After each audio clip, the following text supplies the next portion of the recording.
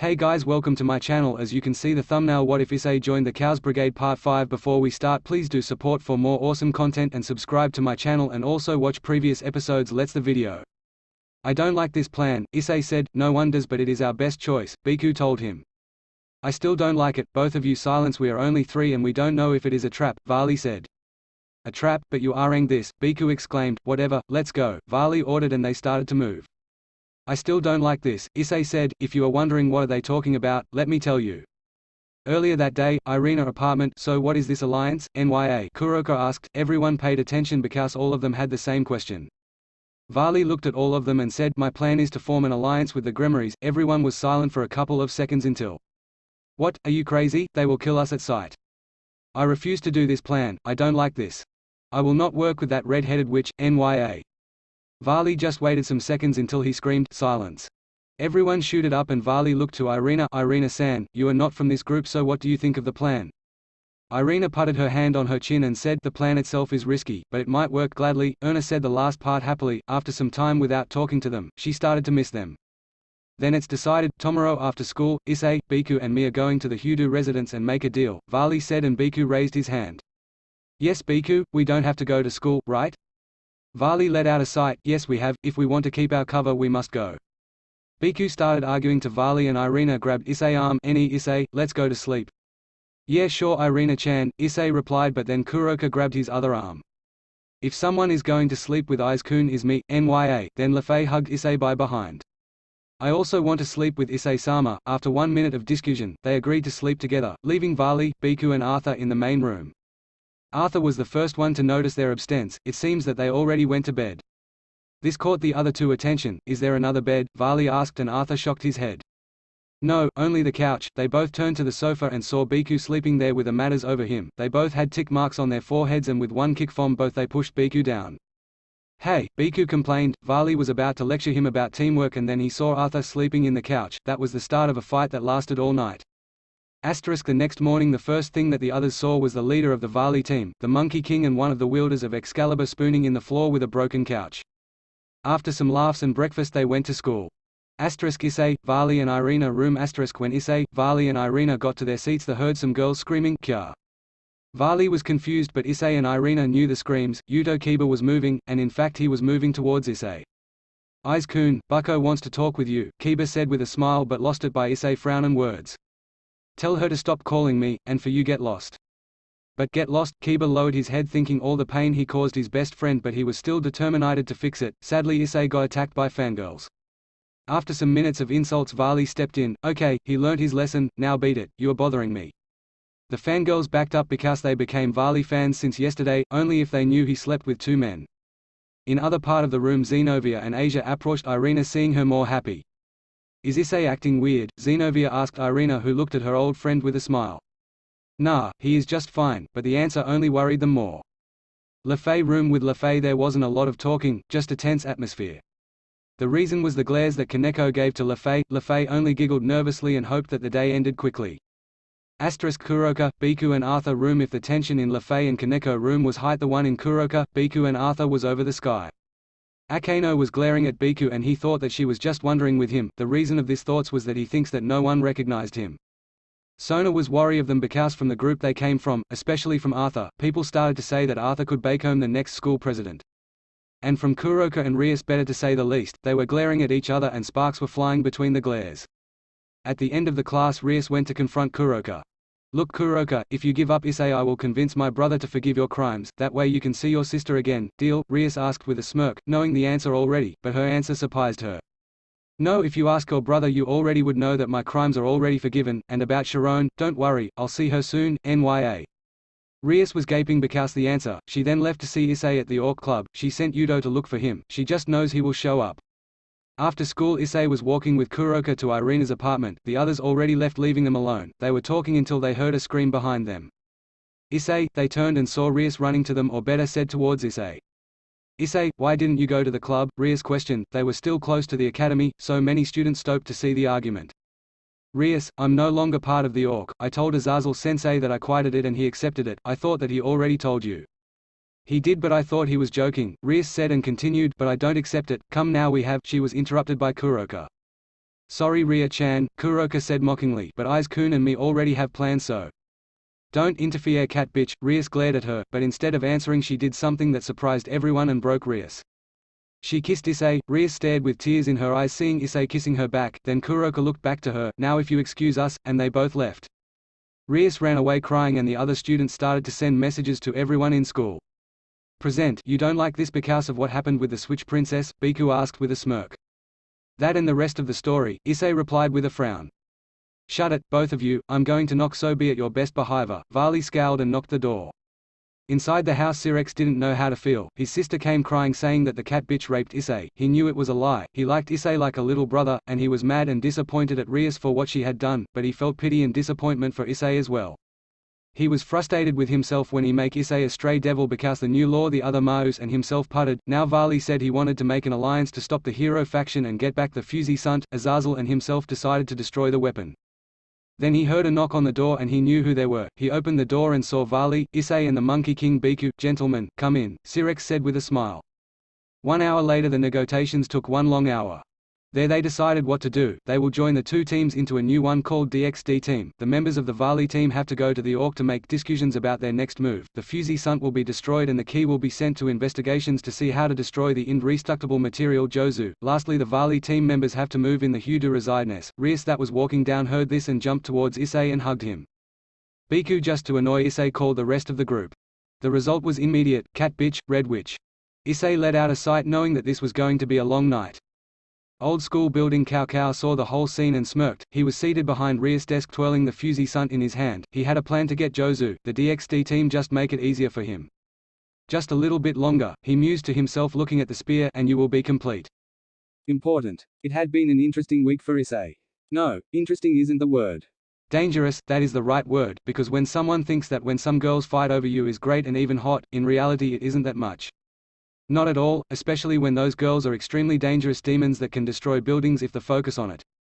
That is the case of our old good Issei right now, hiding under the bed after a little dangerous cat fight between Kuroka and Rias.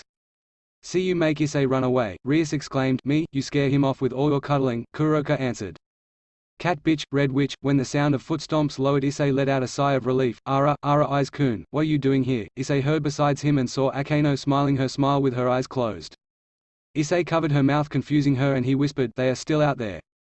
Akeno giggled and nodded. When the sounds disappeared, they got out of the bed. So afraid of girls, Aiz-kun? Only when they are fighting over me. I got a scar last time, Issei said making Akeno giggle, but when she stopped she frowned and looked down making Issei worried. Hey, something wrong? Issei asked and Akeno looked at him sadly. I'm sorry, this surprised Issei. Why are you apologizing, Akeno-senpai? Because you were hurt, and I didn't do anything to help you. She started to sob a little and felt surprised when Issei hugged her. It wasn't your fault that I left. I never blamed you for something you had no control. After those words Akeno started crying and Issei just hugged her harder. After some minutes Akeno stopped crying and just rested her head on his shoulder. Can I ask you something? She asked. Of course, was Issei's answer and Akeno looked into his eyes. Why did you leave? Issei let out a sigh and said, I don't like being used, and Rias was using me, that's all. Akeno nodded understanding. She already suspected that Rias was the reason of Issei's departure, but now it was confirmed. Unknown to them, Rias watched the scene and left crying towards her room. And from the shadows, a figure smirked seeing how things played. Thanks for the help, he whispered and disappeared back into the shadows. Rias' room. Why, was that the only thought in Rias' head right now? Why doesn't he love me? Oh, but he does loves you, a voice from the shadows said. Rias tried to get up hearing this voice that somehow read her mind, but she noticed that she could only move her head and couldn't scream or talk loud, only whisper. Cow, she whispered narrowing her eyes. Said person showed himself smiling smugly and walked next to Rias and sided on her bed. How are you doing, Rias? He asked sarcastically. Rias just glared at said man before whispering in a threatening tone, what do you want? Cow made a thinking pose, probably to mock her, and started to say his goals. Me, I want to prove that humans are far better than all the supernatural, find the key for the Fusey Sunt, but right now, I want to help you. He finished putting his hand on her head much for her annoyance. But putting her annoyance at aside she processed what he told her, help me? Cow nodded still with a smug smile, yes, to get you love. He then created a picture of Rias and Issei kissing when he saved her from her marriage with Razor. Issei, she whispered remembering the things that happened since the night that Issei left them, just thinking about that make her form tears on her eyes. I can make him love you again, for a price of course, Cow said and Rias looked down thinking. Cow frowned thinking that his plan wasn't working but then smiled when Rias said the words he wanted to hear. I'll do it, great, don't worry about the price for now, I will ask you for that at a given time, now, the procedure might be painful. Saying those words, he grabbed Ria's head with one hand and Ria tried to scream out of pain but because of Khaos' spell she couldn't. After some more seconds of really intense pain, her eyes turned glassy and gave a weak but soft smile. Issei, she whispered before passing out. Khaos' smirk got even smuggler. Good night Rias, tomorrow you will be a completely new person for your love. He then disappeared in a cloud of black smoke, leaving Rias smile in her sleep. Issei, is mine. The next morning Rias woke up feeling great. Better than ever, she woke up with one goal in her mind. Get her Issei. She put on her school uniform and went downstairs to look for her objective. When she arrived, she frowned seeing the cat bitch hugging her Issei. So, for everybody's surprise, Kuraka's anger and Issei anger, she hugged him from behind, pushing Kuraka away from him. What do you think you are doing, you red witch? Kuraka exclaimed, and Rias didn't even look at her and said, shut up. It was a simple, but confident message that angered Kuraka even more, but before she could speak Issei spoke up. Rias, can you please get off me? Rias grabbed softly his face for him to look at her directly into her eyes and softly she said, no. This angered Kuraka even more and asked, why not? This time she looked at Kuraka and smiled smugly, because he belongs to me. The answer angered not only Issei but also the rest of the Vali team and Akeno. While the rest of Ria's peerage seemed uncomfortable, Issei doesn't belong to no one. Switch princess, Biku exclaimed, making Issei smile for the support. Ria, still smiling, let go of Issei and walked towards the door with her bag but stopped at the door. He will be mine. Because he loves me. She then left, leaving a stunned table, and when Kuraka recuperated from the bold statement she exclaimed, who does she think she is? Vali was frowning. Something isn't right. What do you mean Vali-san? Arthur asked, and everybody looked at Vali.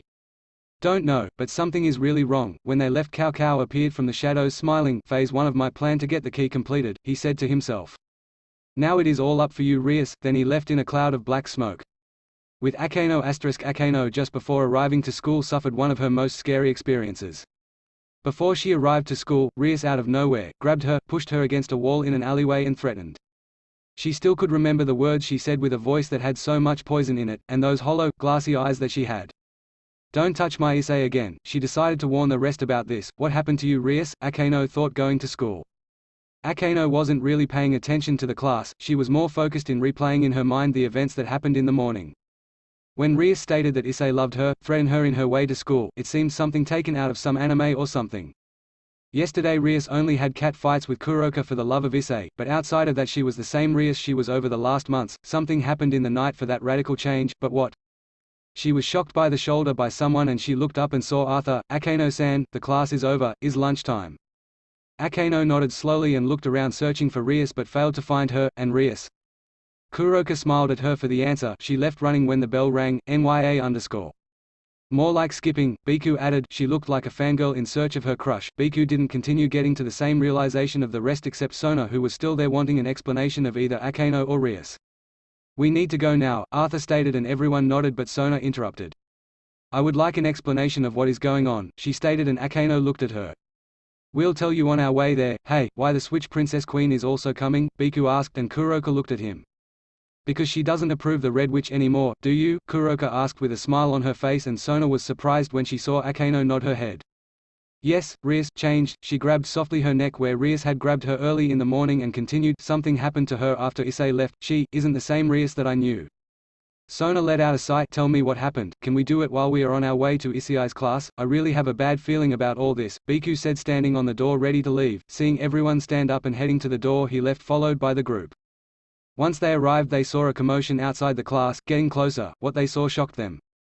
Rias was kissing Issei, grabbing him from the neck of his shirt, while Issei had wide eyes and clearly surprised by that. Kuraka had wide eyes that then turned into a full hate glare towards Rias.